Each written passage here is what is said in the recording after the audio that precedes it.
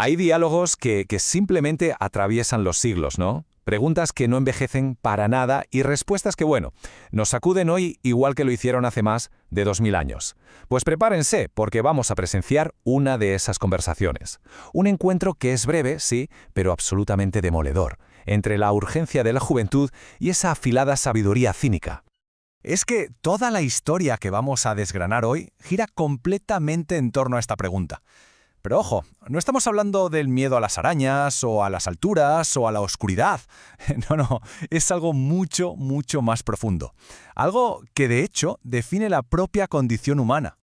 Vale, pues vamos a situarnos. Estamos en la antigua Grecia. Y ahí tenemos a un joven, inquieto, lleno de dudas, que se acerca a una de las figuras más peculiares, más singulares de toda la filosofía, Diógenes el Cínico. Y no va a pedirle cualquier cosa. Busca una respuesta, una sola, que le dé sentido a todo. A ver si podemos imaginar la escena. Ahí está Diógenes viviendo en su famosísima tinaja, totalmente apartado del mundo, y de repente este joven, que según nos cuentan las fuentes, temblaba por dentro sin saber por qué, se planta justo delante de él. Y es que ese temblor ya nos está diciendo algo, ¿verdad? No viene a preguntar una simple curiosidad, ¿no? Viene buscando algo que de verdad le agita por dentro. Y entonces el joven la suelta. Formula la pregunta definitiva, diría yo. Porque, a ver, no pide la clave de la felicidad ni el secreto para hacerse rico, no. Pide la lección más importante que se puede extraer de una vida entera. Es una petición de sabiduría en estado puro, directa y sin filtros. Pero claro, la respuesta de Diógenes no va a ser la típica máxima sobre la virtud o la naturaleza, para nada. Su réplica le va a dar un giro de 180 grados a la conversación, apuntando directamente al corazón del miedo de ese joven. Un miedo que en realidad ni él mismo entendía. Paremos un momento aquí porque esto es crucial. Diógenes, así, de un plumazo, desmonta el miedo más universal que existe, el miedo a la muerte, y lo sustituye por otro que es mucho más existencial, el pánico a seguir vivo sin saber quién eres, a vivir una vida entera sin llegar a conocerte, una vida vacía de autoconocimiento.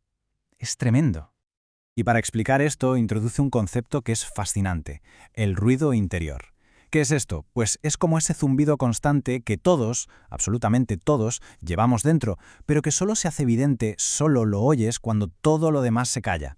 Es, ni más ni menos, el sonido de nuestra propia sombra, de eso que no queremos ver de nosotros mismos. Entonces, ¿qué hacemos para no oír ese ruido? Pues muy sencillo. Corremos, huimos, nos lanzamos hacia todo tipo de distracciones. Pero aquí está el punto clave. El objetivo no es de verdad la meta o el placer en sí mismo, no. El objetivo es el acto de correr, el movimiento constante que nos impide a toda costa detenernos y escuchar. Es una huida perpetua, básicamente. Claro, el joven se queda afectado, como es comprensible, y necesita saber más. Necesita saber si el propio filósofo, este hombre que parece tener todas las respuestas, ha pasado por esa misma prueba. Y es aquí donde la conversación se vuelve muchísimo más personal. Y fijaos en la fragilidad de esta pregunta. Es que el joven necesita saber que no está solo en esto, que incluso un sabio como Diógenes se ha enfrentado a sus propios demonios. Es en el fondo una petición de conexión, de humanidad compartida en medio de todo este terror existencial. Y aquí viene la segunda gran revelación, porque Diógenes redefine por completo la experiencia. Lo que desde fuera parece un ruido, algo destructivo, desde dentro, una vez lo confrontas, se revela como tu verdad. Es una llamada, no una amenaza. Vaya cambio de perspectiva.